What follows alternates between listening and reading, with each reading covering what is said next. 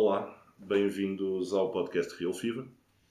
Eu sou o José Miranda, comigo, como sempre, o Gonçalo Mira. Olá. Hoje temos um convidado especial, não só porque é a primeira pessoa fora aqui dos nossos conhecimentos prévios da Real Fever em que se arriscou a vir cá, mas também porque é um dos mais notáveis comunicadores acerca de futebol no nosso espaço lusitano, que é o Luís Cristóvão. Olá. Bom dia, Luís. Então, não é muito cedo? Não, já é uma boa hora para... sou matutino, portanto, Para nós, estou na minha hora. Para nós foi um esforço. Foi um esforço duro. Eu hoje fui o primeiro a chegar ao escritório. Foi para aí a segunda vez que isto aconteceu. Ainda não sei qual é essa sensação.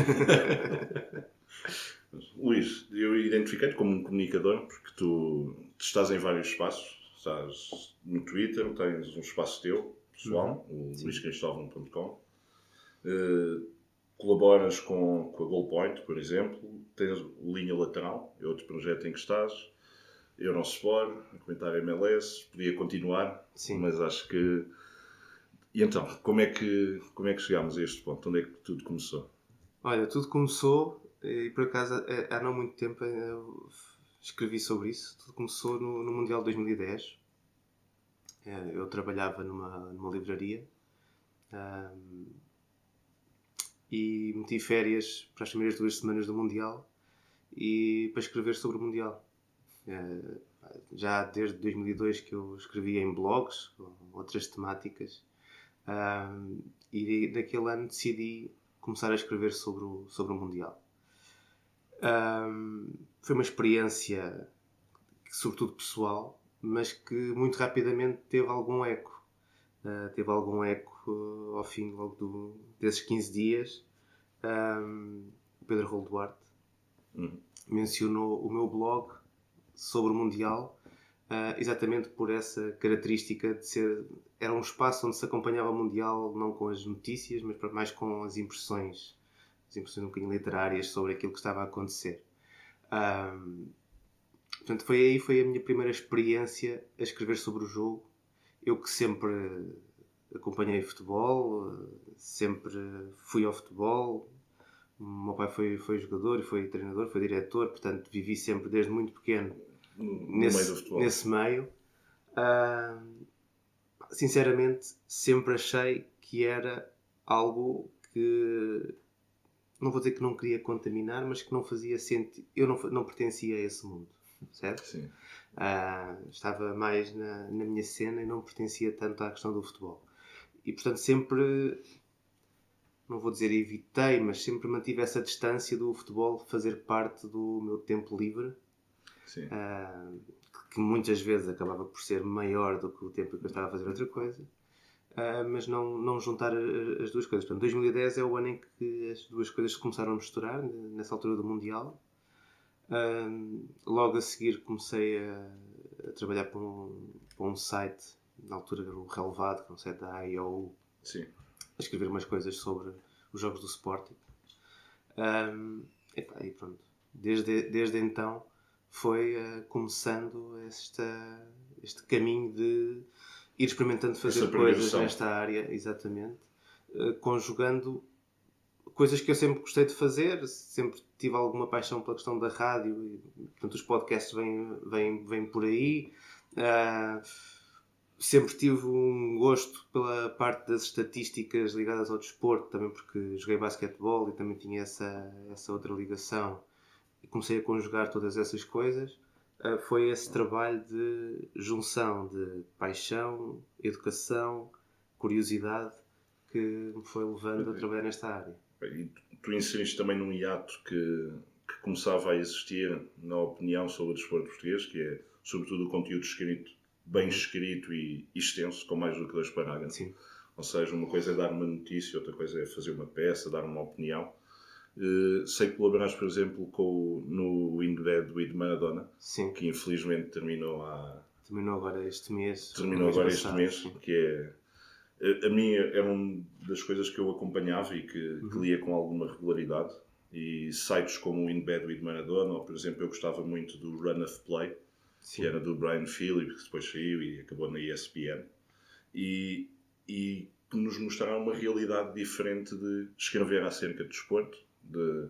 Existe muito aquela concepção de que a malta do futebol, que somos todos uns aculturados, não é? Não dizemos 3 frases seguidas, ou temos a cassete para ler nas conferências de imprensa. Mas, no entanto, trabalhavas numa livraria, tens uma ligação ao mundo literário e fizeste também essa transposição para... Sim, a minha formação é em literatura. Portanto, o meu... Que ajuda. A parte da escrita e de escrever com poucos erros, não vou dizer sem erros, mas com poucos erros, virá com certeza daí. E dou-te um exemplo. Eu, depois de fazer a licenciatura, estive durante 3 anos no programa de Teoria da Literatura e falávamos muito de futebol. O Miguel Taman, que é o diretor desse programa na Faculdade de Letras, gosta de futebol e gosta de falar sobre futebol. Tínhamos inclusivamente um colega que era treinador, um colega de Coimbra, o Ricardo Namora. E portanto, acho que essa ideia de que o mundo do futebol está separado do mundo das letras tem pouco a ver com a realidade. Eu acho que é mais uma concepção perfeita. É mais um preconceito. Mas é um preconceito histórico. Histórico já. Tu, se fores ler textos do início do século XX, há essa separação entre as pessoas que praticam desporto, ou que começavam a praticar desporto naquela altura, e as pessoas das ideias, os intelectuais. E isso foi um preconceito que foi ficando fixo, digamos assim, nas mentalidades, apesar de não ter depois grande ligação com a realidade, não só porque há gente que tem um determinado nível de educação e que trabalha nesta área, como depois tens grandes comunicadores que são praticantes de desporto, tens atletas que são contadores de histórias fantásticos. Mas não achas que há mais pelo menos eu tenho essa ideia, que há mais pessoas digamos, esta área das ideias que gostam de desporto e praticam ou não, mas que têm mesmo essa paixão, do que pessoas da área do desporto que depois têm preocupações mais intelectuais. Mais os atletas. Nos atletas acho que é mais raro, e daí que quando há seja notícia, como o Geraldo. Sim.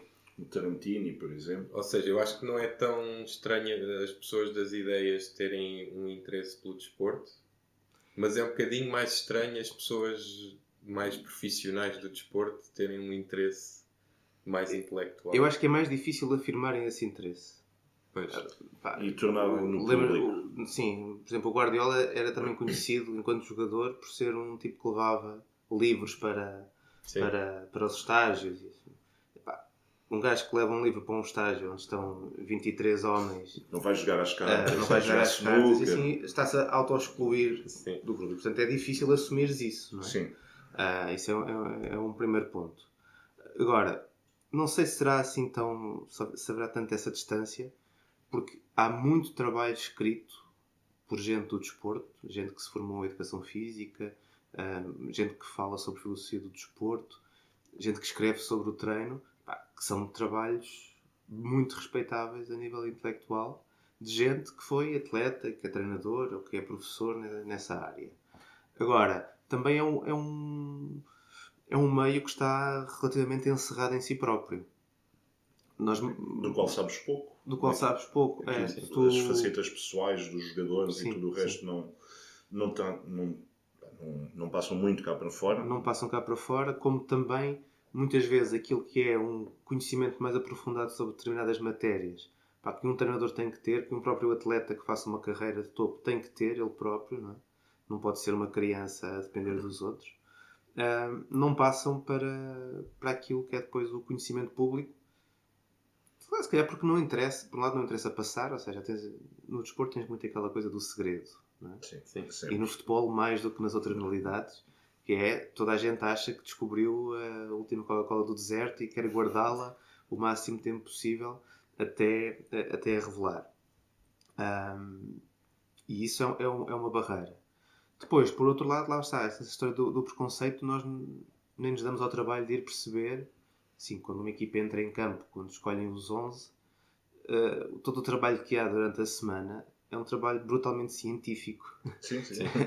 E, A portanto, preparação de um plantel, de uma sim, época, tudo. de fases de treino, de coisas que os treinadores tentam inserir no sistema, quer seja bolas paradas ou automatismos, tudo o resto, Tudo. que é um trabalho do dia a dia e as pessoas às vezes esquecem-se que Sim. aqueles 22 jogadores que estão ali em campo Continuamos a achar passaram uma semana toda a trabalhar para fazer aquilo. Continuamos a achar que a inspiração é que manda. Portanto, que é uma questão de inspirados. Que é, Sim, mas o Jorge Jesus pode mandar 2 ou 3 bacuradas na conferência de imprensa e que aquilo é que conta em relação ao trabalho dele. Quando o Jorge Jesus, para ter feito a evolução que ele fez, desde, acho que foi no Almansilense que ele começou a treinar, ou coisa do género, na 3ª divisão, até ser campeão nacional, é um percurso brutal e super exigente para alguém que teve que se questionar muitas vezes. Não é? Sim.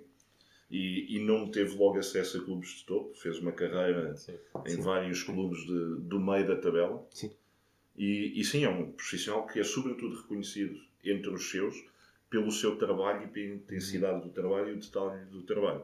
É conhecido para o público em geral por aquilo que diz nas conferências de imprensa. Sim. Que dá muito mais sumo, no fundo. Claro. E acho que é uma carreira que também está um bocadinho sem eco. Hoje em dia os treinadores chegam à primeira divisão muito novos. Sim.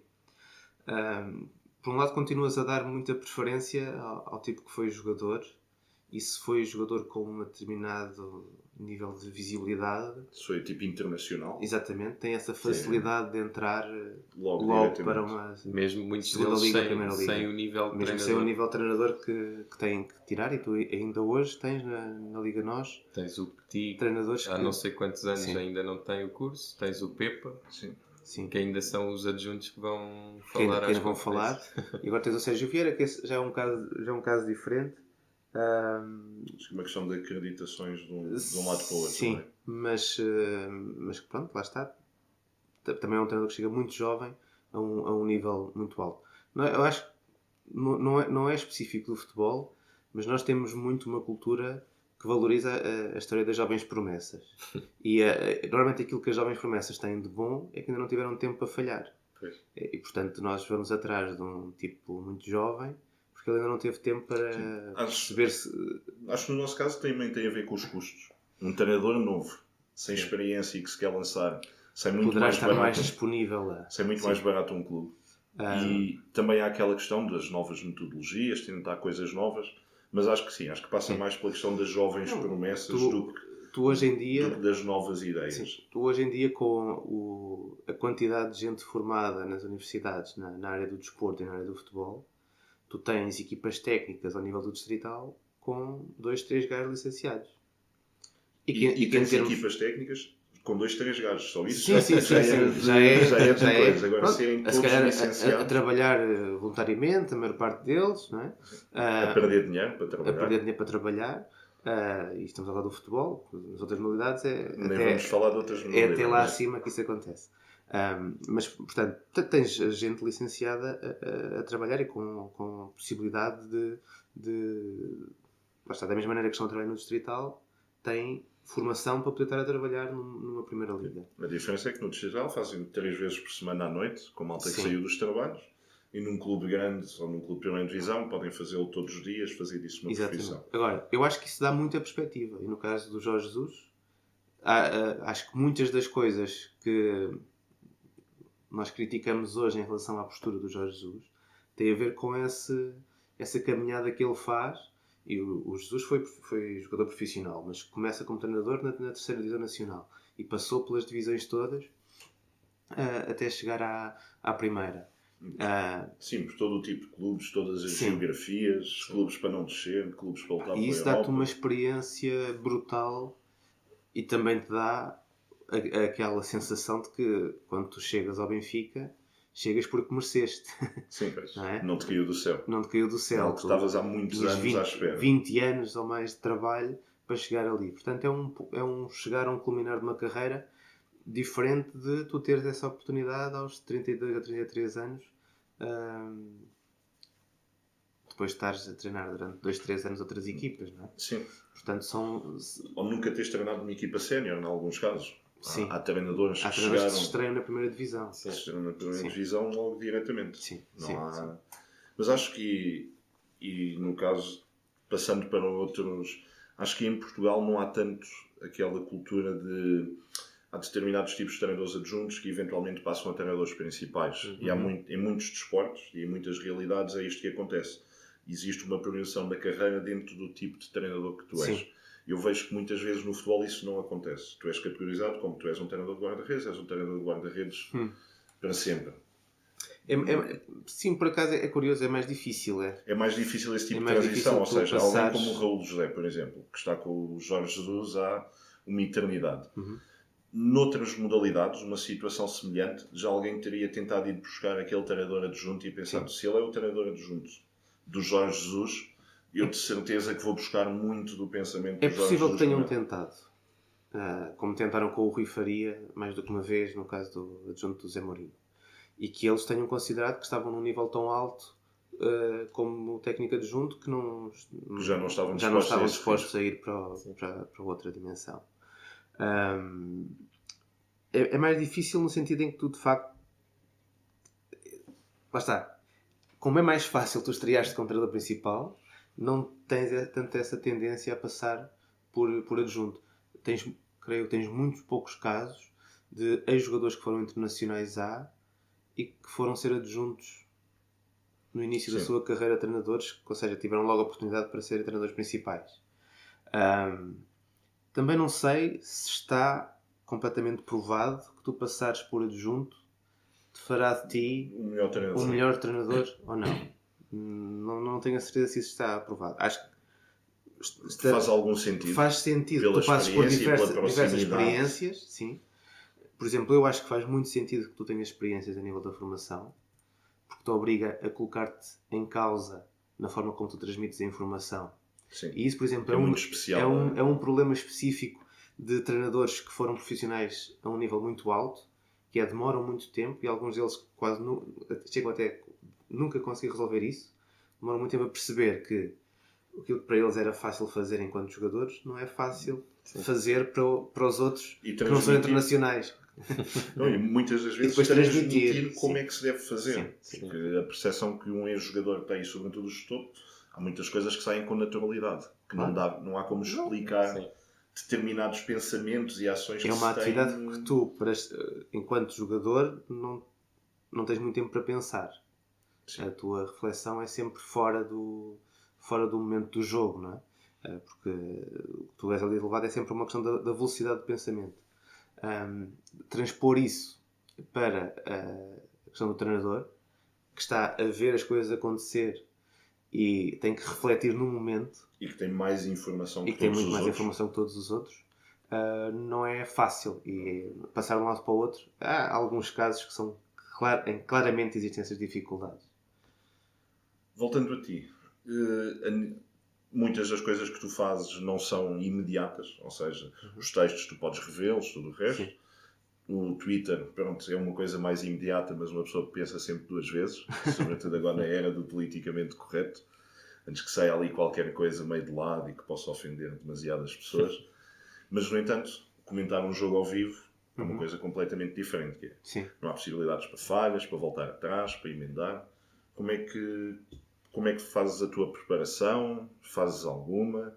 Sim. Eu presumo que sim. Pelo que ouço, presumo que sim. Que não te saia tudo naturalmente.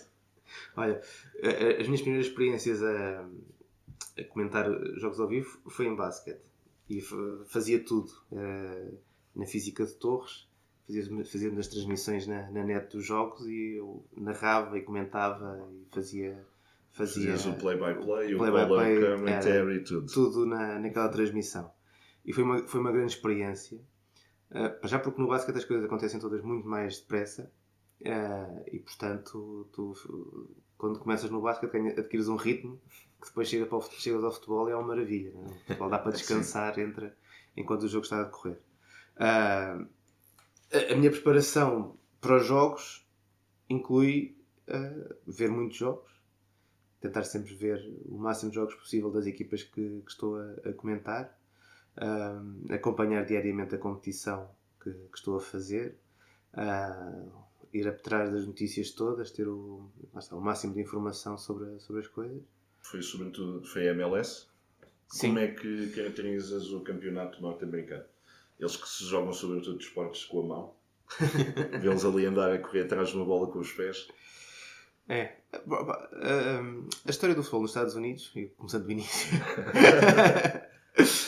a história do futebol nos Estados Unidos é bastante mais rica do que a ideia que nós vamos tendo de um país onde o futebol, como nós o conhecemos, não existe. Nem sequer é o quinto desporto. Já começa a ser para menores de 18 anos, sim, está muito próximo de ser o primeiro desporto. É isso, sim. As soccer moms e tudo o resto. No feminino, sem dúvida nenhuma. No masculino também é um desporto pelo qual passam. Agora, vivemos numa cultura, os Estados Unidos vivem numa cultura em que tu praticas todos os desportos possíveis. Ou seja, a grande maioria dos jogadores de basquete jogaram também beisebol ou futebol americano e há imensos jogadores de vários desportos. Sim, e vice-versa. O Russell Wilson, não é? Que foi escolhido no draft de beisebol e acabou mais tarde por ser escolhido no draft de futebol americano. Portanto, logo aí há uma diferença de não especialização desportiva, pelo menos até entrar na universidade, e mesmo há casos em que ultrapassam essa barreira. E, portanto, logo aí estamos a falar de uma realidade diferente. Depois existem colónias de interessados pelo jogo em determinadas cidades com muitos anos também de duração. A MLS, obviamente, é mais uma tentativa, talvez a mais sólida de sempre, de criar um campeonato profissional nos Estados Unidos. Tem 21 anos, portanto as coisas já estão estabilizadas. Todas as equipas têm academias, formam jogadores. Portanto, tu começas a ter, hoje em dia, a chegar à Liga, jogadores que, quando nasceram, já havia MLS. E, portanto, viveram sempre com futebol. Obviamente que os Estados Unidos convivem com um problema, que é um problema de quase todo o mundo, exceto alguns países da Europa, que é os adeptos serem das equipas da Premier League e não das equipas locais. Sim. E que isso é um problema nos Estados Unidos, mas também é um problema em África, é um problema na Ásia. A América do Sul e a Europa escapam-se a isso, mas mesmo assim, por razões históricas já muito enraizadas. E mesmo assim, há alguns casos em que, se calhar, já começamos a ter essa preferência a ir para grandes equipas mundiais do que propriamente para equipas do próprio país. Pronto. Tendo isto em conta, eu acho que a evolução que a MLS tem sofrido é muito positiva e até muito imediata, se partir do princípio que foi sempre uma liga que preferiu não fazer grandes investimentos em estrelas. E que, apesar de ter essa capacidade financeira... Sim, tem essa capacidade. Já lá passaram algumas, mas o foco da competição e o foco da organização sempre foi formar os jogadores e até se posicionar-se mais como uma liga por onde os jogadores passam em direção a competições mais fortes. E neste momento eu acho que é isso que está a acontecer. Por um lado, com os jogadores sul-americanos, ou seja, começas a ter muitos sul-americanos com 20 e poucos anos que passam pela MLS a caminho da Europa. Sim, há muitos miúdos americanos que jogam 2 anos na MLS e começam a dar o salto. Sim. Há muitos mais americanos a experimentarem outras divisões que não as principais europeias. Alguns no Championship, mesmo a Bundesliga 2 como patamares de lançamento. O Keaton Parks. O Keaton Parks, no Varzinho. Lá está o Keaton Parks. Por acaso não sei a história dele. Não, ele vem de uma academia que não está ligada à MLS e veio parar à Póvoa de Varzim num torneio em que essa equipa esteve em Portugal e acabou por ficar. Lá está, aqui também há uma quantidade de possibilidades de jogadores chegarem à Europa dos Estados Unidos. E depois tens uma outra via que tem sido, ou que está a ser, acho eu, cada vez mais rica nos Estados Unidos, que é os jogadores europeus que vão para as universidades norte-americanas. Ou seja, jogadores que aos 19, 20 anos percebem que não têm ali um futuro profissional, não conseguiram um contrato profissional. Mas conseguem uma bolsa de estudo. Vão com uma bolsa para as universidades norte-americanas e que depois dali passam para a MLS. Eu creio que nos últimos 3, 4 anos, os principais jogadores que se passaram da universidade para a MLS são quase todos estrangeiros. Há um canadiano, o Kyle Larin. Mas são quase todos jogadores que fizeram essa transição. Sim. Ou seja, é um bocado como muitos jogadores europeus que vão tens para o Harrison, high school. sim, tens o Harrison nos New York City, que inclusivamente está na seleção sub-21 inglesa. Tens o Gressel nos Atlanta. O Blake é jamaicano, também faz esse caminho. Tens um outro jogador, o Poku, que também foi ganês, foi para os Estados Unidos. Entrou pela universidade. E entrou pela universidade. Depois tens casos, por exemplo, o Bassong, camaronês, que foi uma das estrelas da última Taça das Nações Africanas, que também passou de África para os Estados Unidos, para uma equipa de terceira divisão, e depois de lá vem para a Europa, e da Europa agora está na China, e transformou-se em milionário. Deixou de jogar futebol de e dezembro para janeiro. Sim. E para ti, que estás bastante por dentro desse universo norte-americano, que implicações é que achas que teve o falhanço de um apuramento para o Mundial? Epá, da mesma forma como se nós aqui falhássemos o Mundial em Portugal, como está a acontecer na Itália, que aquilo treme tudo, nos Estados Unidos está a acontecer a mesma coisa, com se calhar ainda implicações maiores.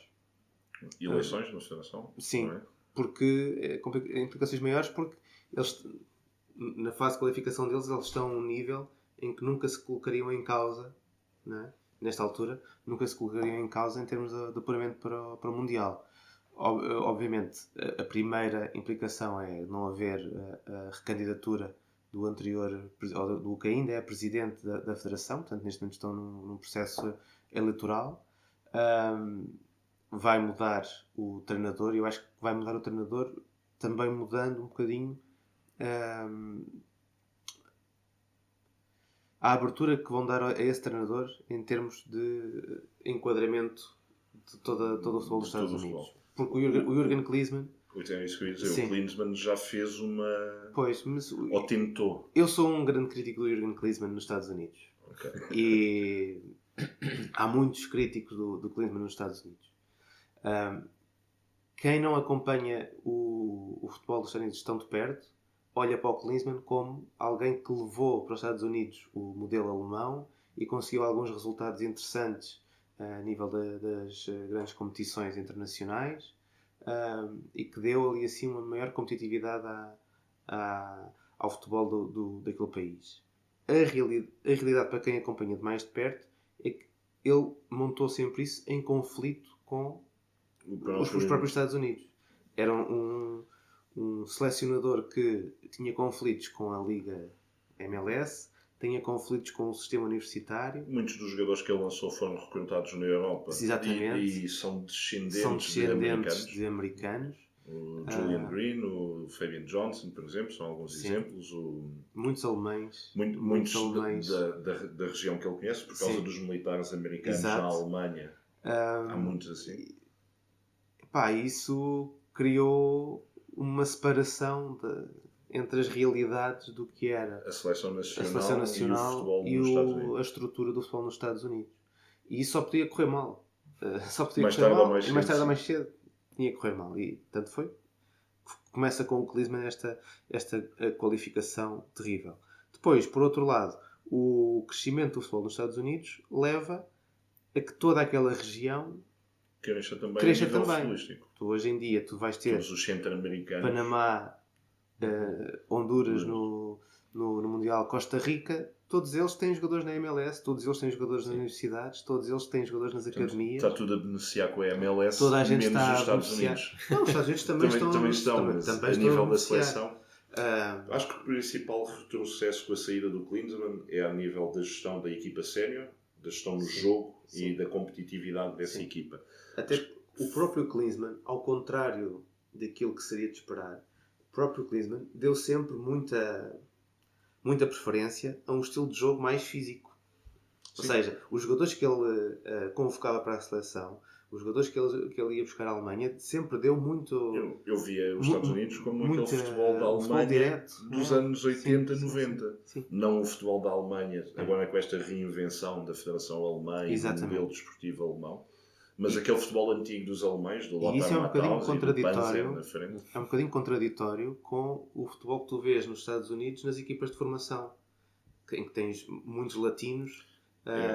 E portanto é um futebol já Essa mais... é uma das questões que é. Os Estados Unidos têm uma mais influência, sobretudo hispânica, de todos os latinos e dos centro-americanos, e o futebol deles tem essa possibilidade de ser um futebol mais técnico e mais de artistas. Tens jogadores fisicamente muito potentes, continuas a ter os grandes armários, os Kenwayne Jones centrais.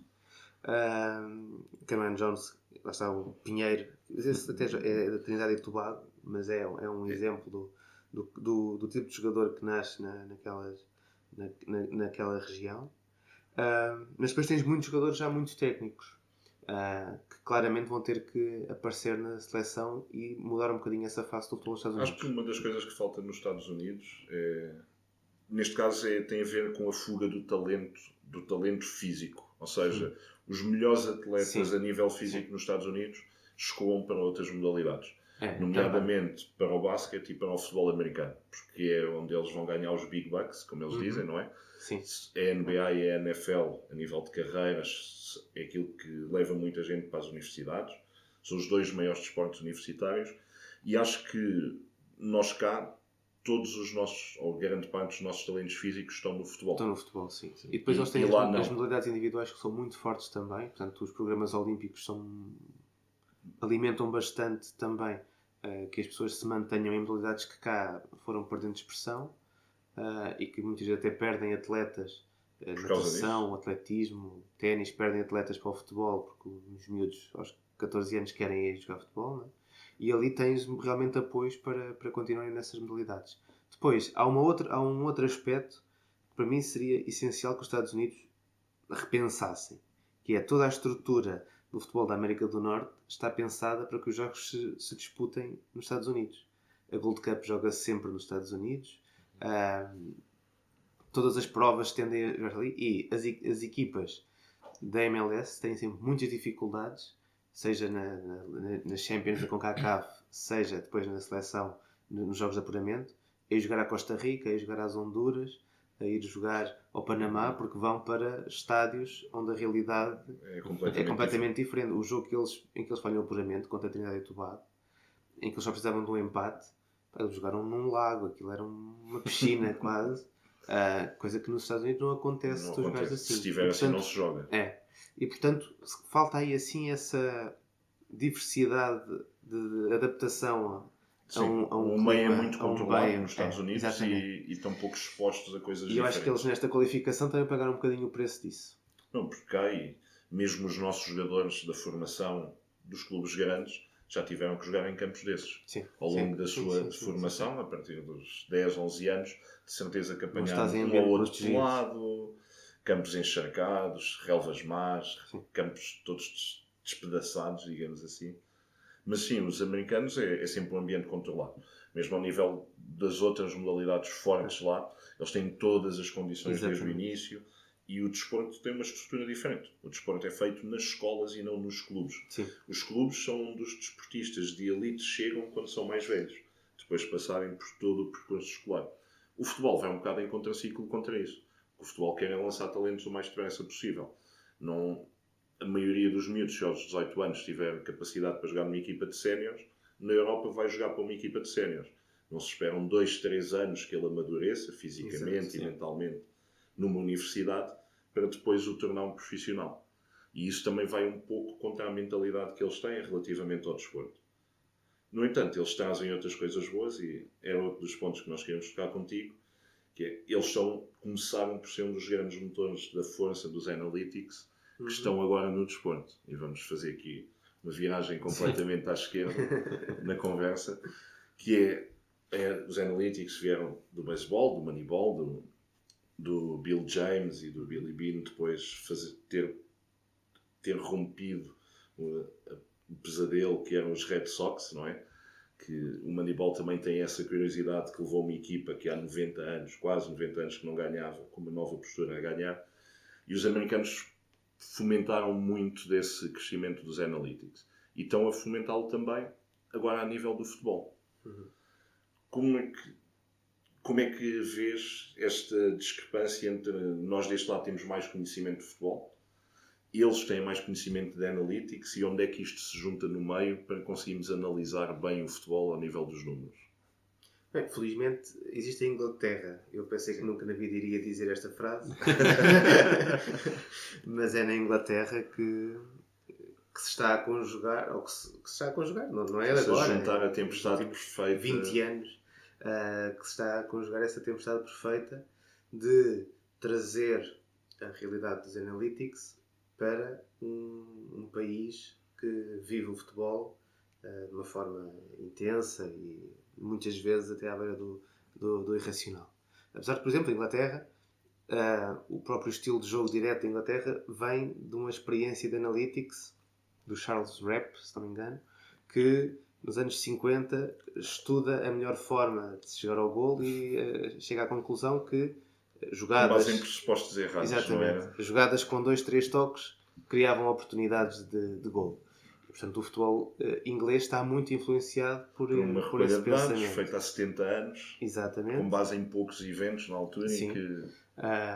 E que modelou muito e o Kick and Rush. modelou completamente. O Kick and Rush é modelado a partir daí, a partir de uma realidade concreta, que eram os relevados no inverno. Portanto, tu hoje em dia, ainda se fores ver aqueles canais de Chelsea TV, às vezes dá esses jogos dos anos 70 em Stamford Bridge, e aquilo é um lamaçal. Sim, obviamente ninguém vai ali tentar uma finta a ninguém. Agora só o extremo, que não, havia relva à volta do lamaçal, não é? O extremo consegue fazer umas fintas, quem joga no corredor central não vai tentar nada. É um desporto completamente diferente. E nós cá estamos mal habituados por causa do nosso clima, mas nós esquecemos, Europa fora, que o inverno tem peso no futebol e no campeonato. Sim. A questão de, mesmo nos anos 80, ainda há uns tempos, acho que era o João Pinto e o André que falavam disso, da final da Taça dos Campeões Europeus, em que eles estavam alinhados para começar o jogo, e eles olhavam para a equipa do Bayern,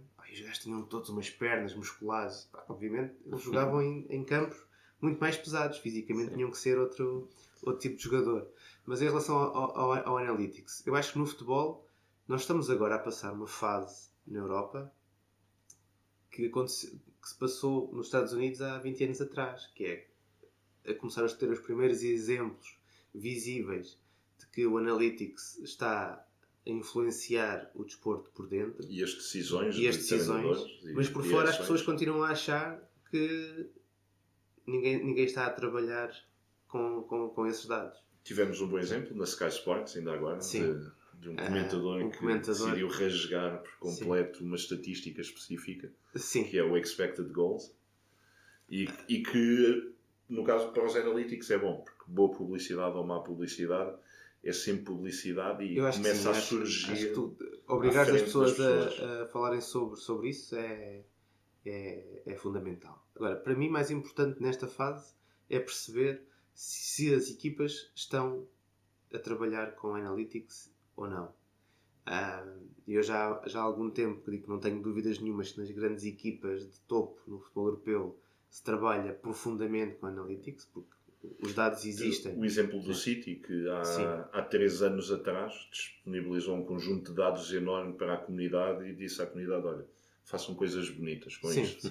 Não, o próprio Barcelona... E quis mesmo saber o que é que a comunidade tinha para lhes dizer, e recrutou depois dentro da comunidade. O próprio Barcelona trabalha com Analytics, o Guardiola trabalha com Analytics, porque nós, muitas vezes, quando se começa a falar de estatísticas em Portugal, as pessoas acham que estatísticas é contar o número de remates, ou ver a posse de bola... E pronto, e ficamos por aí. Acho que podíamos definir melhor a palavra Analytics também, só para contextualizar. O Analytics é conjugar não só os eventos, a recolha dos dados, dos números no jogo, e que têm esses números e que passam também por esses dados, não é? mas hoje em dia já é recolhido praticamente tudo o que acontece com a bola. A Opta recolhe todos os dados possíveis e imagináveis, e mesmo alguns que nós Sim, tudo o que é com a bola já está existe. tudo recolhido. Sim. E mesmo sem bola já começa a ser recolhido em largo número. E depois isso é conjugado com todo o trabalho também científico de observadores, de treinadores, de nutricionistas, preparadores físicos, psicólogos, por aí fora. Isto é tudo conjugado umas coisas nas outras para termos a Analytics. Portanto, a Analytics no fundo é conseguir perceber tudo o que está a acontecer dentro daquele fenómeno. O lado mais visível desses são os números, não é? Sim. Porque tu consegues quantificar. Acho que, sobretudo, a nível dos Analytics, e acho que as pessoas se prendem depois muito aos números em si. Sim. Não é do género tipo, 6 remates na baliza. E acho que os Analytics ajudam, sobretudo, a dar contexto àqueles 6 remates. Ou fazem evolução. Tu agora, a questão dos expected goals, tu antes vias 6 remates à baliza. Tu agora já sabes o peso de cada remate. 6 remates tanto pode dar... Tanto podem ter sido 6 remates, como dar 1.2 de expected goals. Ou podem ter que não chegar ao meio, ao 0.5, que são 6 remates de fora da área, de zonas laterais, ou são 6 remates dentro da pequena área, já sem contestação. E os Analytics ajudam a dar esse contexto. E à medida que vais escavando nos números, vais conseguindo ter uma visão mais holística de um jogo de futebol. Ou seja, deixas de olhar para os números do jogador X fez 2 remates e começas a compreender porque é que ele fez 2 remates. Quais foram as ações que o colocaram naquela posição. E depois consegues começar a identificar padrões de ações, conjuntos de ações, ou pequenos eventos que despoletam outros tipos de ações que te permitem maximizar a eficiência da tua equipa. E isto, dito assim, já não é tão assustador. É uma visão um bocado mais holística do... Sim, eu acho que temos que começar por dizer uma coisa que é: os Analytics não vêm trazer nada que não existisse já. Sim. Treinadores com muita experiência e muitos anos de trabalho numa modalidade conseguem chegar a conclusões muito aproximadas daquelas que tu depois retiras dos números. Sim, completamente de acordo. Acho que os treinadores de topo sai-lhes essa intuição naturalmente. Agora, uma coisa é tu confiares na tua intuição, outra coisa é tu teres uma intuição e depois confirmá-la com os dados. E obviamente nos dias de hoje tu não podes viver só da intuição quando estás no alto rendimento. E portanto, lá está, eu acho que é esta pré-informação sobre o que é que são os Analytics e que tipo de ferramenta é que eles depois vêm ser para servir quem está a trabalhar no desporto, que deve ser percebida. E portanto, se tu confrontas treinadores de topo com dados de Analytics, a maior parte das vezes eles vão dizer que já repararam nisso, que já viram, já pensaram, já consideravam que já faziam as suas opções a partir de conclusões aproximadas. Agora, o que é que... Isto é como nos computadores. O que é que tu vais poder tirar a mais? A partir do momento em que tu tens dados de várias épocas consecutivas que são aprovados, lá está, por essa intuição dos especialistas também, e consegues ir conjugando os dados, vais poder fazer novas ligações. Vais fazer mais correlações. Exatamente. E isto faz com que aquilo aconteça. E portanto vais conseguir chegar mais depressa a determinadas conclusões que as equipas técnicas poderiam estar a chegar. E se chegando mais depressa, havendo um alto rendimento, quem chega primeiro a um ponto tem logo grande vantagem sobre os restantes. Os outros depois andam sempre a correr atrás disso. Exatamente. O futebol, um mundo muito secreto, como já tínhamos dito. Esta informação fica dentro dos clubes e não vai a lado nenhum. Sim. É daquelas coisas É um negócio que está montado também à volta deste tipo de informação.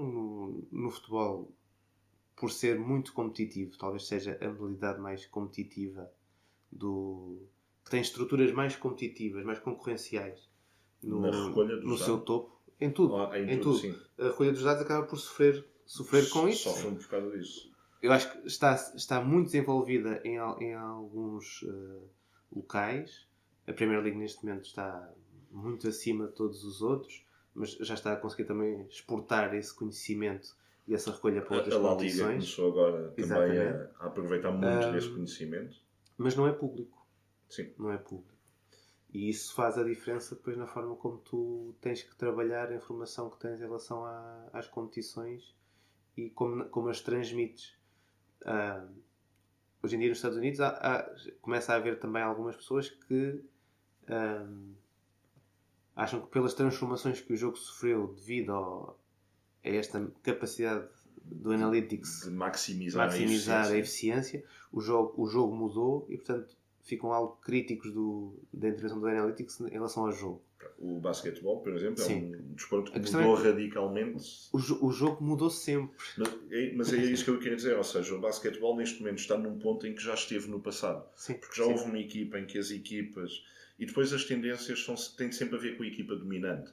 Que é, se há uma equipa que domina pela defesa, é natural que a próxima equipa que surja a contrariar seja porque é mais ofensiva. E depois as equipas tendem a seguir esse caminho. Sim. E depois, quando chega à próxima equipa, já temos aí, neste caso, neste momento, são tipo os Golden State Warriors, e é esse o modelo da NBA, que é o de correr e lançar triplos, que é número máximo de posses de bola e os lançamentos com a melhor percentagem, não de lançamento, mas de eficiência a nível de pontos. E é isso que todas as equipas procuram. Sim. Sobretudo as piores, porque quando tu és pior, quanto mais posses de bola tu conseguires e mais lançamentos com uma percentagem ótima tu conseguires, mais perto estás de ganhar uma equipa melhor que a tua e de contrariar o jogo deles.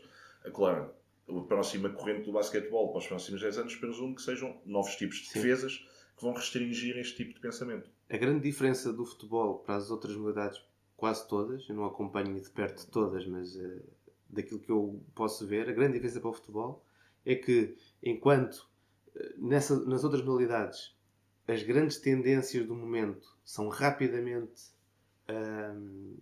assimiladas pelo grupo, por toda a gente que pratica aquela modalidade, no futebol isso não acontece. E, portanto, hoje em dia, e eu acho que isso é um sinal de riqueza no futebol. Hoje em dia podes ter uma equipa que está a jogar um futebol, uma equipa do Guardiola, a ir jogar contra o Marítimo do Daniel Ramos e a ver se arrisca a marcar um gol e até perder o jogo. E perder o jogo. E essa é uma das belezas do futebol. E essa é uma das belezas que é decidir-se em poucos eventos. Sim. Porque um jogo de basquete são 100 a 90. A jogar na filosofia contrária daquela equipa, e é uma filosofia que claramente não te dá a hipótese de seres uma das melhores equipas do mundo, mas mesmo assim ganhares a melhor equipa do mundo. Sim. Algo que no basquete, por exemplo, não acontece. Acho que há um exemplo muito bom para essa questão das filosofias e das competições, que é o exemplo do Rafa Benítez, que tem uma filosofia de jogo e uma abordagem ao jogo que é ótima para competições a eliminar. Mas que para competições como um campeonato de longa duração, em que tu não podes ter muitos empates, em que para ganhares um campeonato tens que ganhar muitos jogos, já é mais difícil para uma equipa do Rafa Benítez chegar a esse ponto. No entanto, em competições a eliminar, é um treinador fortíssimo e com um modelo de jogo que é adequado para esse estilo de competição. E muitas vezes vem daí que é... O futebol tem essa parte, que é... Há um treinador ultra-ofensivo e um treinador defensivo. E ambas estão certas, ambas podem ter sucesso. O Benfica neste momento tem um treinador que eu considero, por exemplo, ultra-defensivo, mas ganhou os 2 últimos campeonatos marcando muitos golos. Eu acho que muitos desses golos vêm do contexto. Ou seja, é depois de estares a ganhar e sendo ultra-defensivo, ganhas 50 metros de campo para poder jogar e isso é que leva a que o total de golos seja inflacionado. Mas, no entanto, a abordagem ao jogo é ultra-defensiva e ultra-pragmática. Sempre com base no risco mínimo. O caso do Benfica é um caso muito curioso, porque, obviamente, os treinadores nunca começam do zero. Há treinadores que, quando chegam, implicam mudanças mais profundas nas estruturas das equipas, mas nunca começam do zero. E o Benfica está 6 anos a desenvolver uma filosofia de jogo e, ao final de 6 anos, vai buscar um treinador que não tem ligação nenhuma a essa filosofia de jogo. E cujas ideias são quase contrárias a essa filosofia de jogo. Sim, não diria contrário, mas tem poucos pontos de ligação. Sim. Não? E ele, durante 2 anos, adapta-se a esse contexto de eu tenho esta máquina a funcionar desta maneira, não é a maneira como eu gostaria que a máquina funcionasse, mas está a funcionar. Não e, portanto, eu vou geri-la consoante possa. E será com certeza aqui um caso de estudo muito interessante, porque é tu teres que trabalhar não com aquelas que são as tuas ideias, mas com as que são as ideias de outra. De uma estrutura pré-existente. Com as dificuldades que isso há a ter tido para ele e com também as consequências nefastas que depois têm no futuro, que é o que está a acontecer esta época. Apesar de indefinição. Sim, apesar de não colocar, até ao momento, não colocar muito em causa o objetivo principal da equipa do Benfica, e o Benfica, apesar de tudo, continua a ter todas as hipóteses de ser campeão, não há, a nível não está nada em matemático, causa, a nível matemático. E mesmo a nível do jogo, não há nada que diga que o Benfica não possa fazer mais pontos do que as outras equipas até o final do campeonato. A verdade é que a indefinição da forma como lidar com esta transformação de um modelo para o outro causa aqui assim umas dificuldades de entendimento de como é que esta máquina conseguiu funcionar durante estes últimos 4, 5 meses com tanta indefinição na liderança. E viu-se como é que foi, mesmo com toda a pressão exterior e tudo o que se falou, que foi um período complicado até chegar a um ponto em que parece estar mais ou menos encaminhado. Consegui estabilizar. Mas ainda não tem aquela certeza de se perder para a semana o que é que vai sair a seguir. Sim. Mas isso faz um bocado de parte e eu vejo, e olhando também para outras realidades em que os treinadores, há muitos treinadores a assumir responsabilidades, há muitos treinadores a assumir a culpa de determinados gestos e determinados momentos. E nós cá, e vamos já chegar a um ponto que vocês tocaram no linha lateral, com o vosso manifesto, nós cá, os nossos treinadores têm uma cassete, falam de quase tudo menos de futebol. Existe uma série de conversas acerca de vários temas, tudo menos futebol. Não sei se já alguém perguntou ao Rui Vitória, por exemplo, e usando o caso que estávamos, de porque é que ele achou que neste momento deveria jogar só com um avançado e com 2 médios de apoio. Esta pergunta ainda não lhe foi feita em nenhuma das conferências de imprensa televisionadas que tivemos desde que ele fez esta alteração. Mas isto era o que faria sentido discutir, na nossa opinião. Sim. No entanto, já lhe perguntaram uma série de vezes acerca de outras coisas, como e-mails, como foras de jogo, expulsões, lances e tudo o resto. Agora, só esta questão de se ele sentiu a necessidade, se ele achou que era melhor para as características dos jogadores, se estava a tapar a caminho a alguns e quis abrir, porque isto depois implicou uma série de mudanças no treino, na estrutura, os jogadores, ou seja, tu se tens 4 avançados para 2 lugares, os jogadores têm um mindset que estão a contar com um determinado tipo de minutos. Agora passaste a ter 4 avançados para um lugar. Isto tem mais implicações do que simplesmente mexer as peças no tabuleiro. Sim. São 20 e tal homens a treinar todos os dias, 2 vezes por dia, estão todos juntos, e tu tinhas 4 gajos que estavam ali a jogar para 180 minutos todas as semanas e agora tens 4 a jogar para 90. Isto mexe com muita coisa. No entanto, isto ninguém quer falar. Eu acho que ninguém quer falar. Quer dizer, nós queremos falar, nós queremos ouvir. Conheço muita gente que gostava de ouvir, mas não falar sobre isso. Não conseguimos que as pessoas que estão lá façam este tipo de perguntas e... Sim. Por um lado, porque estamos a passar uma fase, pelo menos aqui em Portugal, que não acho que não é exclusiva de cá, mas cá é o que nos toca mais de perto, em que se a conversa sobre outros temas dá mais audiências, vamos para as conversas sobre outros temas, mesmo que um treinador não tenha muito a dizer acerca de e-mails ou acerca de coisas que aconteçam fora do processo de treino e do processo de jogo. Não deveriam perguntar ao treinador, mas o treinador é que está a dar a cara e depois perguntas ao treinador e isso gera essa discussão à volta de temáticas que não são da responsabilidade do treinador. Portanto, aí há uma primeira influência. Depois, como os treinadores falam quase exclusivamente em flash interview e em conferência de imprensa, quem está presente nesses momentos não são, por exemplo, os comentadores que perceberão mais do treino e do jogo. Eu adoraria que houvesse maneira, fosse no final do jogo, fosse a meio da semana, que o Rui Vitória, o Jorge Jesus, o Sérgio Conceição, todos os treinadores da Liga, pudessem estar num estúdio, ou com o Freitas Lobo, ou com o Pedro Henriques, ou com o Rui Malheiro, para dar exemplos de quem está a trabalhar a falar sobre o futebol português nos principais canais e que falassem com eles sobre o treino e sobre o jogo. Porque tenho a certeza que estes três, para dar um exemplo, estes três nomes estão muito mais preparados do que os colegas que estão a fazer reportagem junto ao campo para fazer esse tipo de perguntas. Mas depois temos também o problema que já falámos, que é o secretismo, não é? Pois. Em que parece que, independentemente da pergunta que faças, a resposta já estava escrita, não é? Sim. Gostas mais de café ou chá? Não, foi um bom jogo, a equipa jogou bem. Parece que há uma cassete. Os departamentos de comunicação não querem que a conversa saia. Tem um grande peso nos clubes, os departamentos de comunicação. Sim. E nesta sociedade atual da informação, e que está sempre a ser bombardeado por informação, os departamentos passaram a ter um peso muito forte. Há aqui uma coisa que é: todos os treinadores têm dúvidas. O Jorge Jesus, neste momento, estará num treino e está com dúvidas sobre que jogadores utilizar mais logo.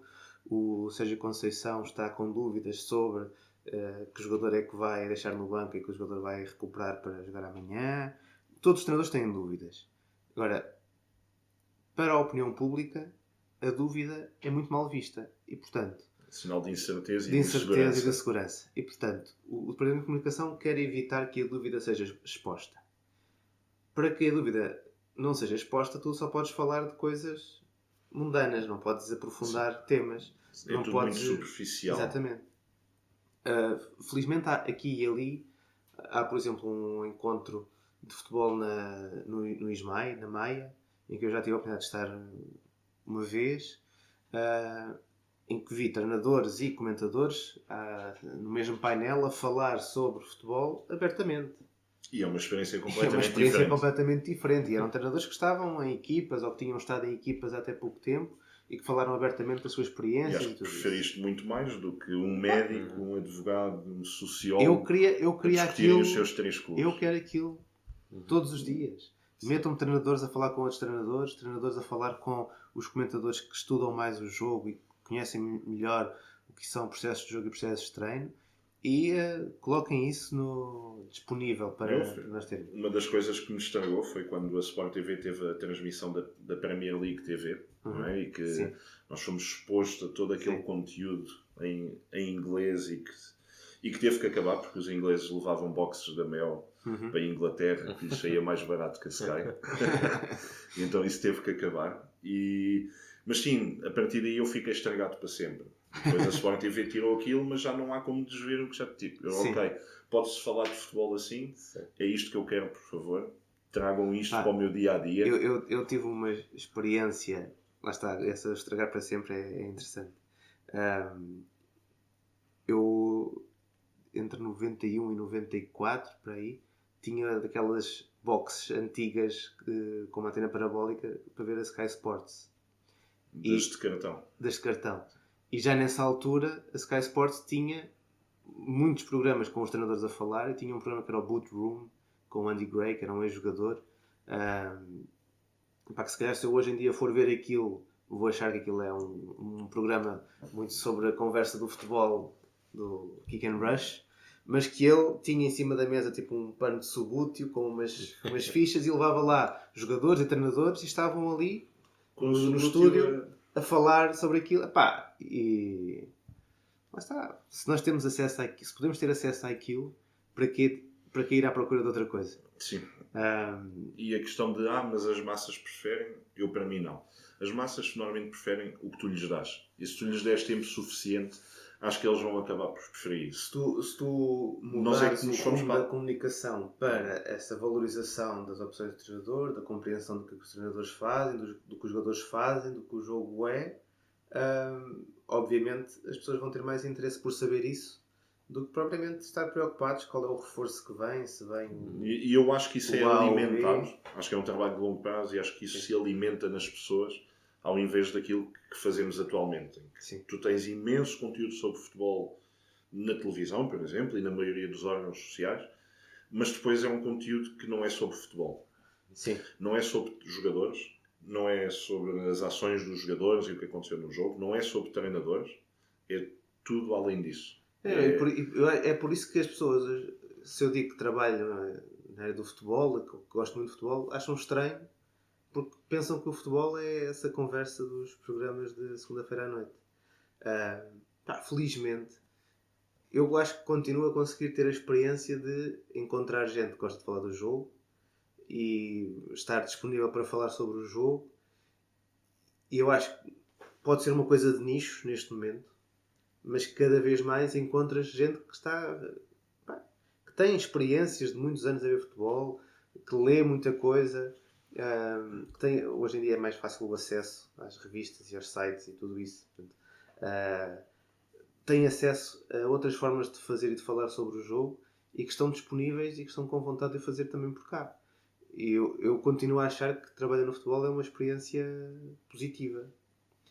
Apesar de saber que muita gente a trabalhar na mesma área que eu tem vidas complicadas por causa da pressão que é feita e daquilo que chove em cima deles cada vez que eles estão a comentar um jogo, porque se estão a comentar o verde, quem é azul acha que aquilo está mal e quem é vermelho acha que aquilo está mal e vice-versa.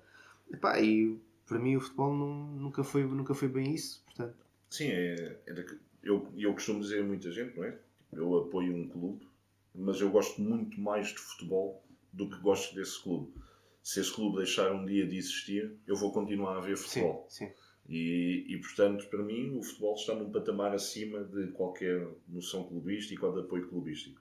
Porque vejo o futebol, para mim não é só um desporto, bem jogado e bem trabalhado e bem praticado, é como se fosse uma arte. E depois aí é que entra depois a tal improviso e a tal criatividade já dentro do que já foi a arte do treinador e dos jogadores, trabalhar aquilo tudo para chegar ao fim de semana. Mas cá fala-se pouco dessa arte. Dá-se pouco destaque a isso. Nós temos e voltando para a questão da análise, temos 1 ou 2 programas de TV em que se mexem bolinhas no ecrã, mas, por exemplo, um desses dá ao mesmo tempo que o jogo de segunda-feira. Dá ali segunda-feira, pouco depois das 8h30 da noite. Portanto, quem gosta mesmo de futebol e queria ver esse conteúdo, normalmente está a ver o jogo que está a dar em direto. Portanto, até a própria abordagem, onde colocar os programas e como entreter esta audiência de futebol, às vezes deixa muito a desejar. Depois não há um grande incentivo à criação de conteúdos nos meios mais vistos. E isso é um problema. Ou seja, tu não tens grande criação de conteúdo nos principais canais pagos de desporto, porque o conteúdo é a transmissão em direto. A transmissão live. Como nos canais que não têm as transmissões, também a aposta não está no conteúdo, está em levar 2 ou 3 pessoas que falem sobre a coisa e façam algum barulho sobre aquilo. Berrem muito, às vezes, que se insultem. Porque, no final das contas, era melhor tu ter lá 3 pessoas, mas 3 pessoas que tivessem visto todos os jogos do fim de semana, ou que tivessem visto os 3, 4 jogos principais do fim de semana que fossem falar, e que tendo visto aqueles jogos e tivessem já um conhecimento profundo sobre a competição, não é? Chegando ao programa de segunda ou de terça-feira, tivessem a possibilidade de falar sobre isso de uma forma, lá está, de quem conhece as coisas e de quem viu as coisas. E no podcast na Linha Lateral é isso que nós tentamos fazer. Ver os jogos e falar sobre eles. Estamos a tentar criar um conteúdo que implica um determinado trabalho prévio, não é? Que nos principais meios neste momento ainda não é tão desenvolvido. Nós aqui, mais à base das fantasies, não é? Uhum, a nossa primeira vocação é essa, tem a ver com o fantasy game. Nós também achamos que o fantasy game é algo que é bom para o desporto, tira muito do peso clubístico. A mim só me faz diferença se o Passos de Ferreira sofre ou não golos. se ganha ou perde é um bocado indiferente. Mas eu adorava que aquele meu defesa do Passos de Ferreira, que eu agora já sei quem é e já sei o nome dele, e que se calhar de antes não tinha nenhum tipo de interesse. Sim. E não é bem o meu caso específico, mas é o da maioria dos nossos jogadores, que não faziam a ideia de quem é que era o 11 inicial do Passos de Ferreira. E agora até já sabem quem são os suplentes. E nós vemos os nossos utilizadores a passarem por essa transição. E acho que sim, acho que falta um bocado, e sobretudo a comunicação social, e quem comunica futebol tem que ter essa noção de tirar o peso do clube quando está a comunicar. E, mais uma vez, pegando no exemplo inglês, agora, caso do futebol, não há o facto de termos ex-jogadores ou de termos alguns comentadores. Os comentadores são quase todos ex-jogadores e ex-treinadores. Não há ninguém fora destes círculos a poder imiscuir-se no mundo do futebol inglês.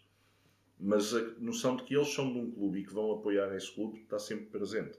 E isso não tem nenhum peso negativo. O Gary Neville jogou no Man United a vida toda. É claro que ele é do Man United, mas isso não tira valor à opinião que ele está a dar quando está a comentar live.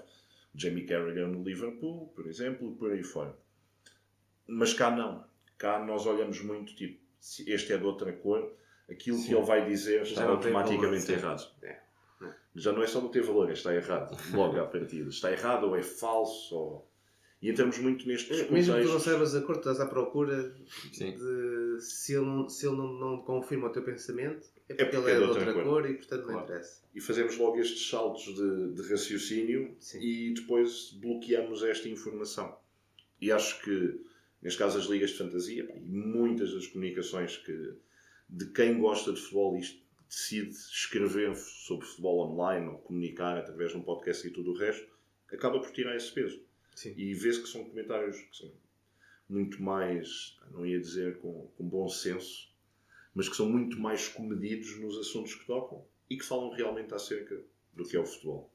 Não, isso, as ligas fantasy, os jogos de computador vieram trazer-nos uma exposição a um conhecimento mais profundo sobre várias coisas que são ligadas ao jogo e que nos retiram um bocadinho esse fervor clubístico de eu sou só daquela equipa e sou só dos jogadores que jogam nesta equipa e quem não está comigo está contra mim.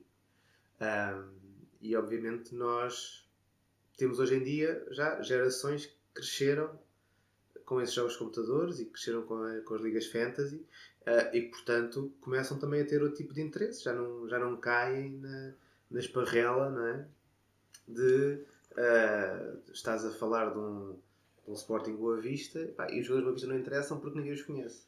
Não, obviamente hoje em dia isso não existe. Isso já não existe. Não existe. Todos os jogadores de Boa Vista têm uma história e a maior parte das pessoas que trabalham no meio em condições conhecem bem qual é a história deles e as características e tudo isso. E isso hoje em dia, até muito através das ligas fantasy, está acessível a toda a gente. Tu podes aceder a esse tipo de informação, perceber que tipo de jogador é o Carraça, que tipo de jogador é o Rossi, o Sparanha, por exemplo, sabe? Para falar usando o Boa Vista. Usando o Boa Vista. Conheces as características dele, sabes o que é que ele costuma fazer jogo a jogo. E começa a seguir. Portanto, é uma das coisas que nós dizemos que é uma das coisas que as fantasies trazem ao desporto e que torna os eventos desportivos mais interessantes. Um Passos de Ferreira Boa Vista a uma sexta-feira tem muito mais interesse se eu tiver jogadores do Passos de Ferreira da Boa Vista. E eu passo a estar investido nesse jogo. Emocionalmente estão ali jogadores meus. Portanto, não me interessam do Passos de Ferreira, não me interessam do Boa Vista. Eu quero o que é melhor para a minha equipa. E às vezes o melhor para a minha equipa pode ser um 0-0. E eu estou aqui a ver aquele jogo e eu quero um 0-0. Mas o melhor para a minha equipa pode ser um 3-3.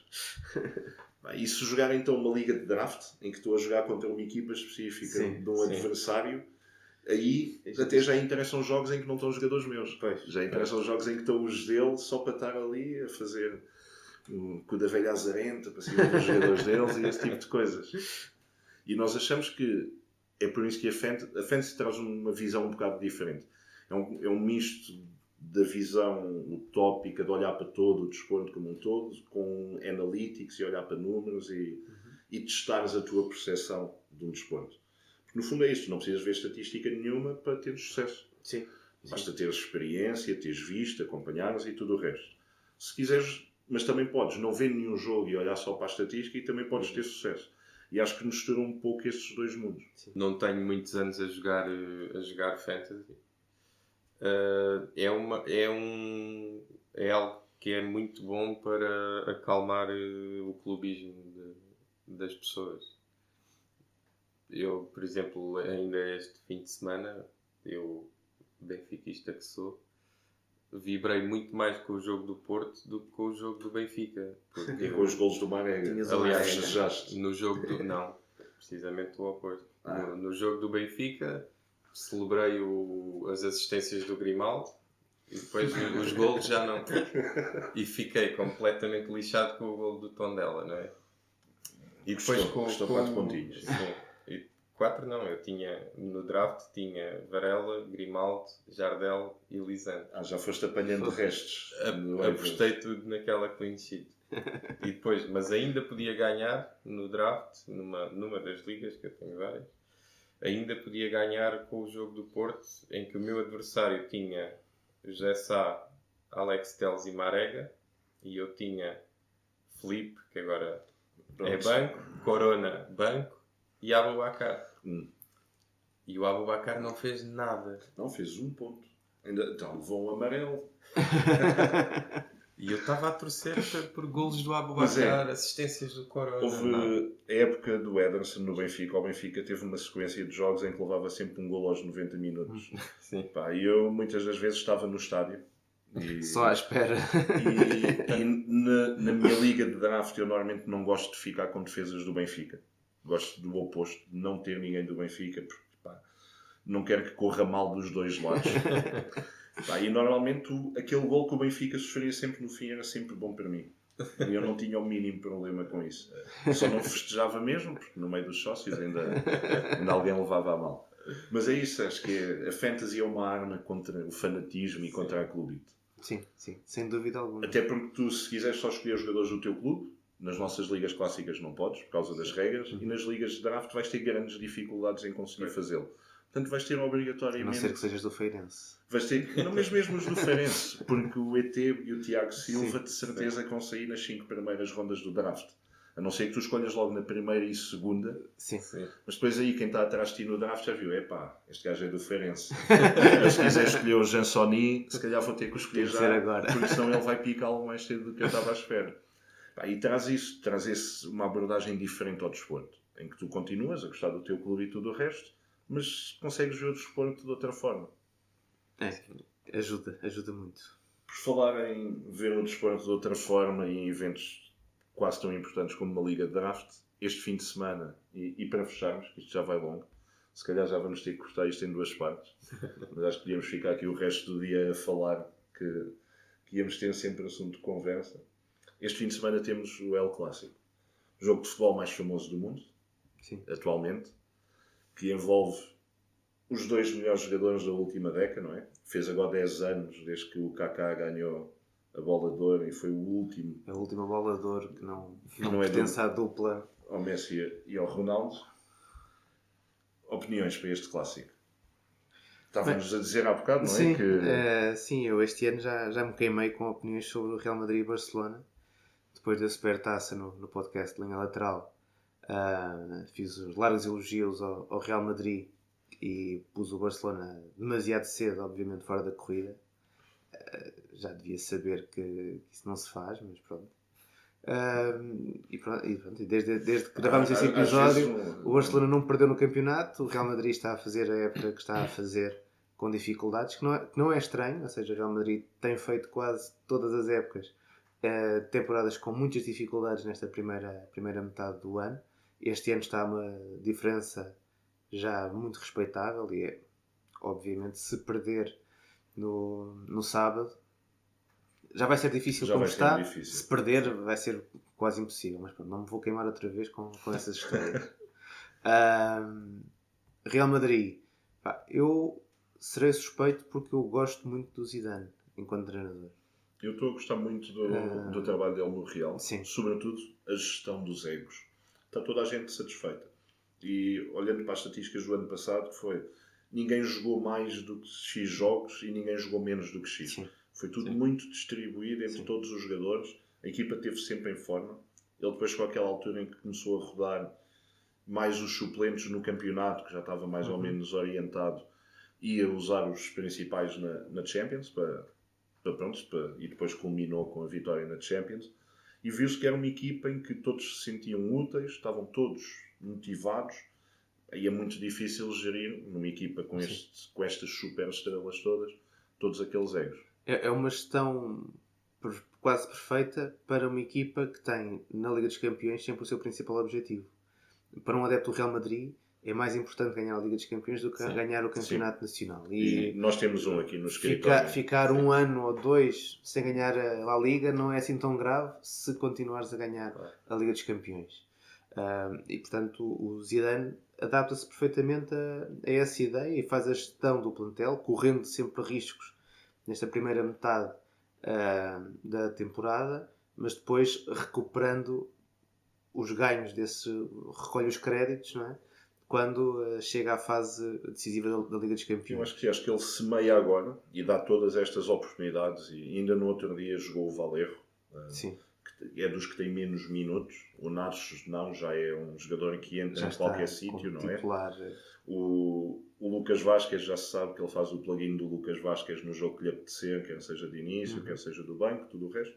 Mas sim, no outro dia jogou o Valerro, começa a haver espaço para o Dani Ceballos também, e ele faz muito bem esta gestão. E depois, quando tu chegas, tu já sabes, os próprios jogadores têm confiança e vão à vontade para jogos que teoricamente seriam difíceis. O que me surpreende, falando agora do Barcelona, o que me surpreende nesta época do Barcelona é que o Ernesto Valverde, se calhar até consciente dessas qualidades do Real Madrid, decidiu ser o anti-Zidane. E, portanto, está a pôr todas as fichas no campeonato e, neste momento, tem essa vantagem já respeitável. As opções que no início da época criavam mais dúvidas, sobretudo em relação ao Paulinho, que está a tirar muito rendimento do Paulinho.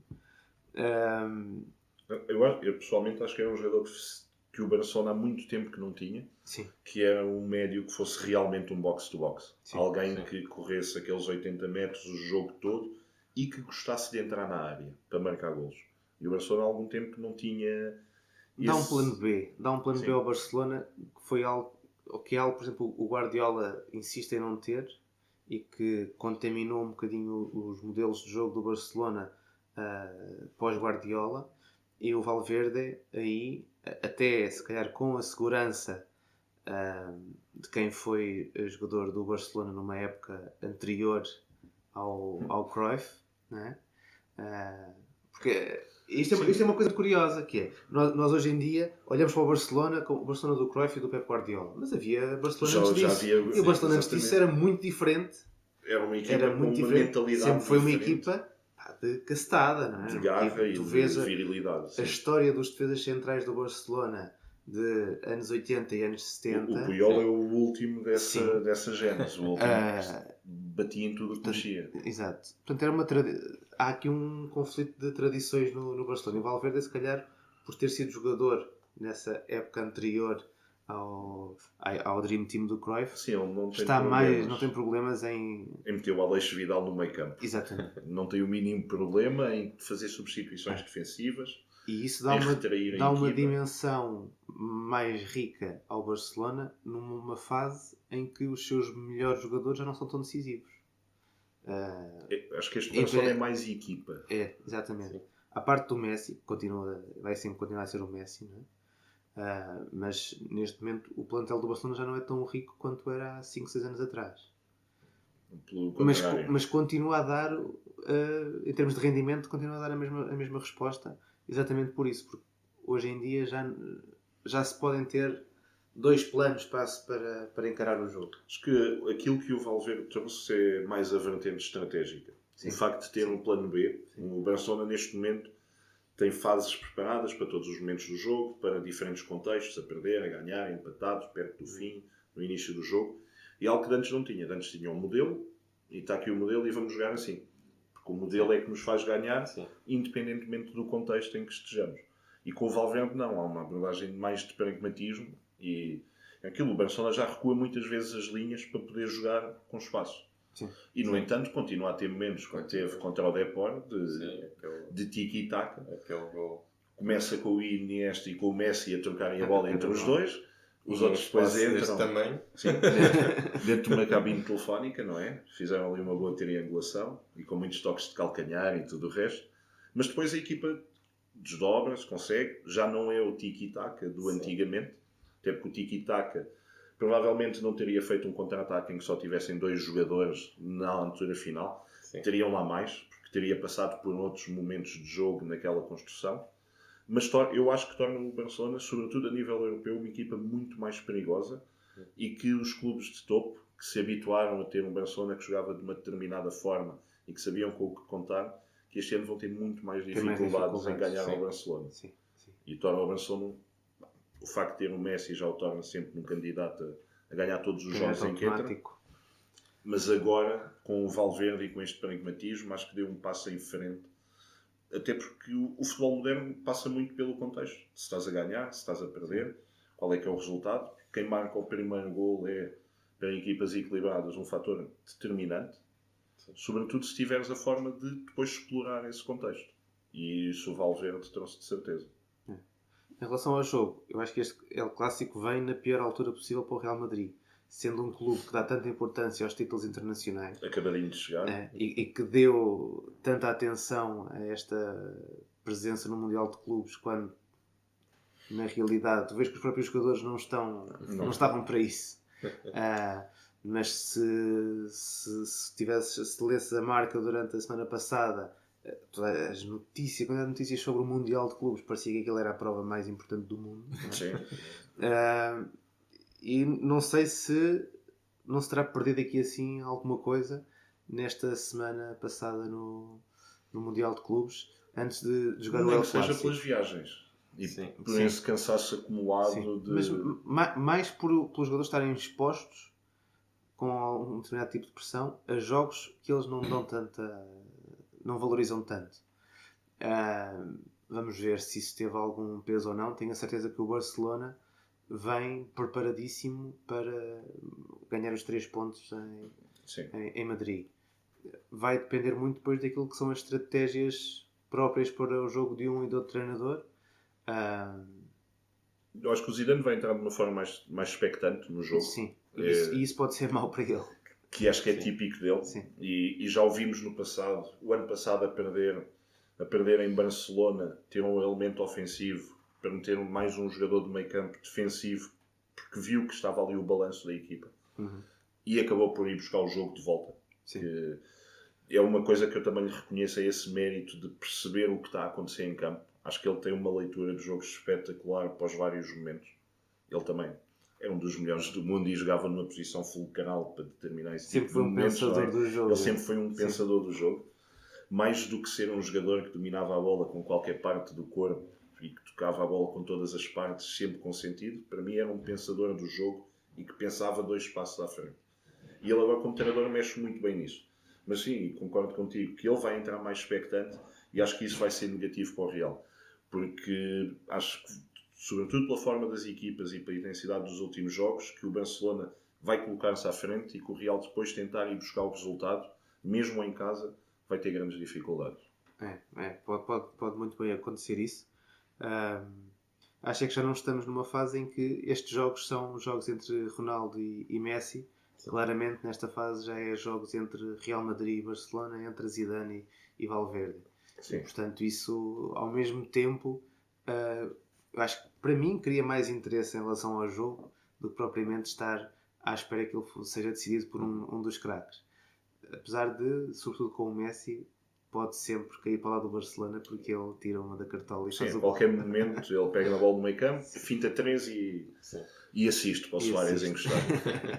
Pronto. E, por exemplo, com o Ronaldo não tens essa incerteza, a não ser que ele saque um livre ou algo assim. Mas é diferente. Os movimentos são sempre mais previsíveis, que tu já sabes quase de certeza o que é que o Ronaldo vai fazer nas várias áreas, dentro da área. Para mim, a grande história do e se do futebol mundial é se o Cristiano Ronaldo, em vez de ter ido para o Manchester United, tivesse ido para o Barcelona e tivéssemos tido estes 10 anos de com Messi e Cristiano. Porque eu nunca consegui ver esta luta de um contra o outro, porque sempre achei que são 2 jogadores diferentes. A vida aqui no escritório era mais descansada. E podiam jogar na mesma equipa. É a grande história do isso. O nosso espanhol residente tinha menos Champions para falar, e a 10ª e 11ª e essas coisas.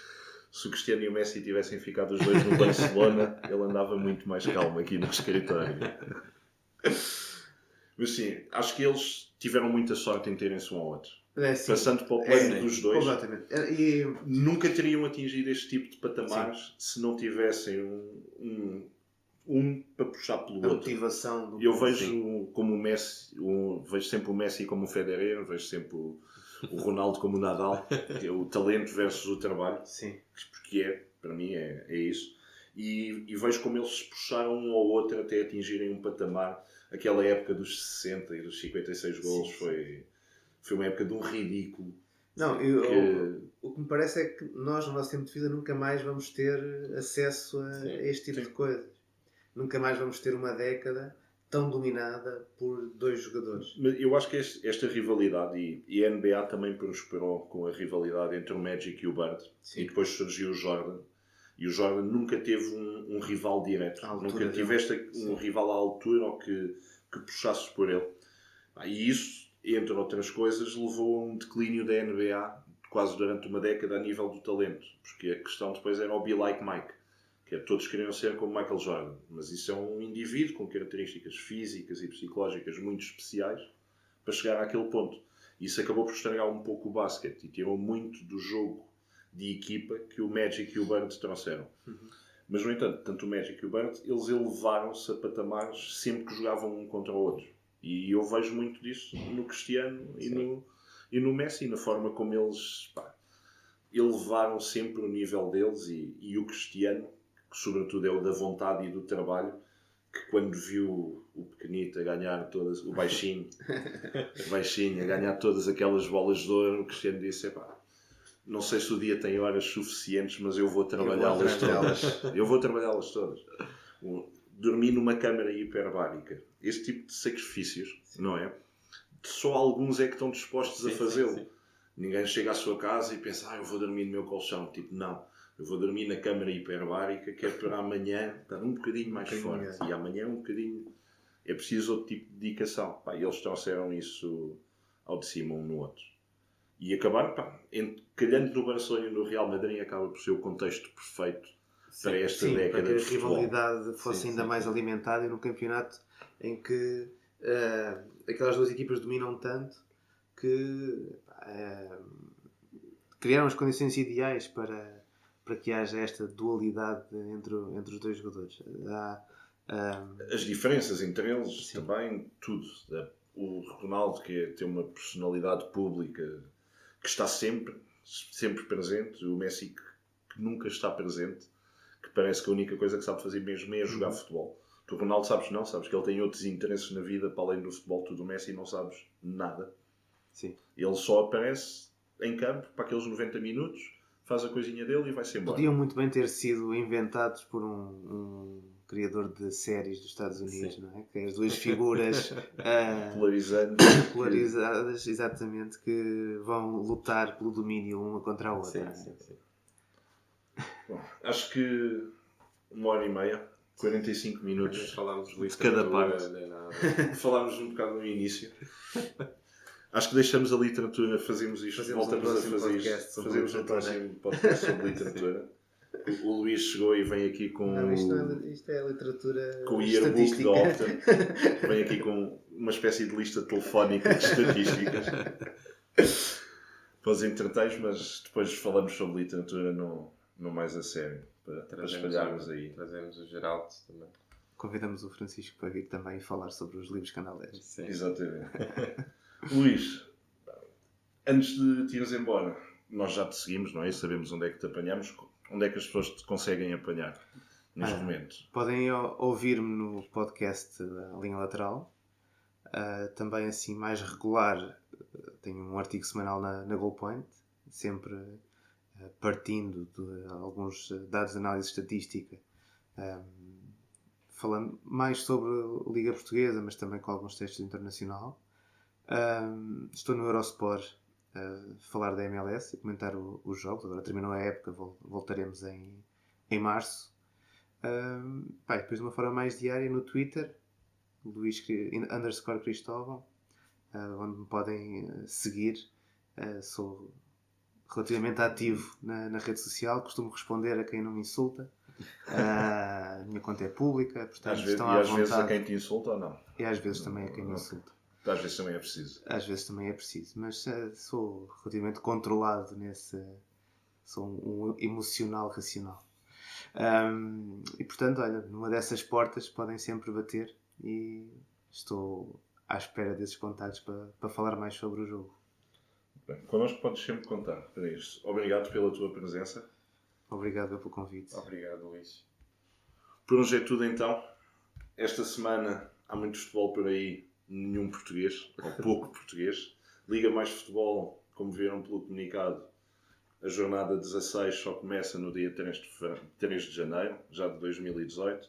Até lá ainda voltamos com um podcast sobre necessidades de algumas equipas e vamos brincar aos agentes desportivos e começar aí a buscar jogadores da segunda divisão do Burundi, que nós vimos no YouTube e gostámos muito. Até para a semana então. Até para a semana.